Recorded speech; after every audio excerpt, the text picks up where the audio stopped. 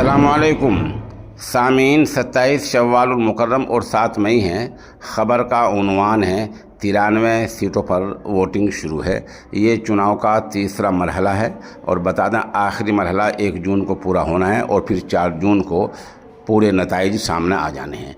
आज चुनाव कहाँ हो रहे हैं? आज 7 मई हैं और 7 मई में ये रियासत आसाम में 4 सीटों पर, छत्तीसगढ़ में 7 सीटों पर, उधर गोवा में 2 सीटों पर, गुजरात में 26 सीटों पर, कर्नाटक में 14 सीटों पर, मध्य प्रदेश में 8, महाराष्ट्र में 11, उत्तर प्रदेश में 10, बंगाल में 4 सीटों पर इलेक्शन हो रहे हैं। इस तरह दादरा नगर हवेली, दमन और रवि में 2 सीटों पर इलेक्शन हो रहे हैं।